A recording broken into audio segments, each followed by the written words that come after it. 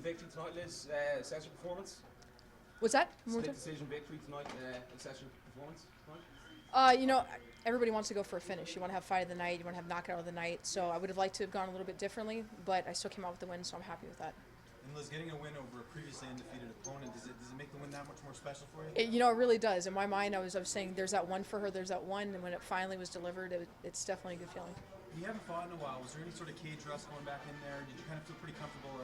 No, I felt really comfortable. I was fortunate enough that I was able to compete in taps for taps, and also compete in the Eddie Bravo Invitational under 10th Planet. So as a result of competing in that, I was able to knock off any rust I might have had. So courtesy of that, working with 10th Planet, they made sure that there's no rust that builds up. What's the bigger moment here? UFC 157 was a historic moment. Here we are in Madison Square Garden for 205. You have to compare walking out for both of those. What sort of is the better one in your mind? You know, that's really hard. The atmosphere at UFC 157, even to this day in experiencing this fight, I haven't felt a crowd's energy like that.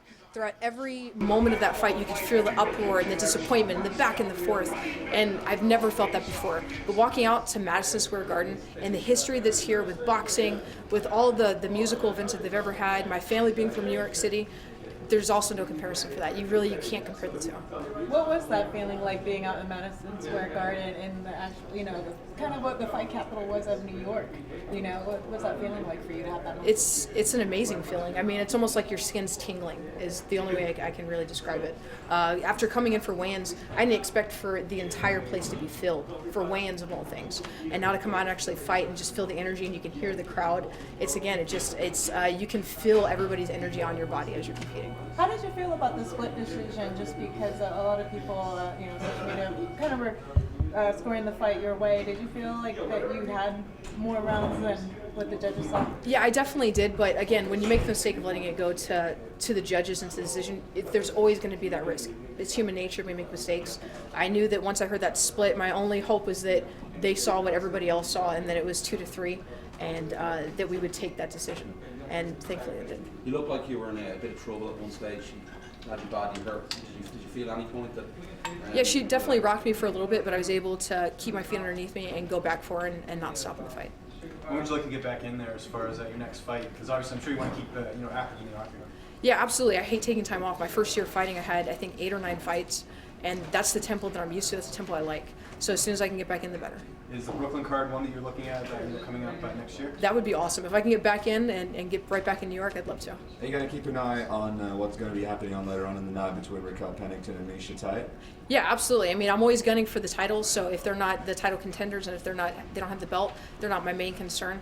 But there's still people that I know are in title contention, so I have to be mindful of what they're doing. Because you have a big name value. You said after the fight you'll fight anybody. Do you think that's the right approach, or is it time to sort of look at the rankings and choose the bigger names to make your way back to a title shot? When I say that I'll fight anybody, I mean that whoever they put in front of me, I'll go there. But ultimately, my camp always makes the decision. They do the educated guesses for me. They're the ones that do all the research and tell me who the intelligent for my career, who the intelligent opponents are.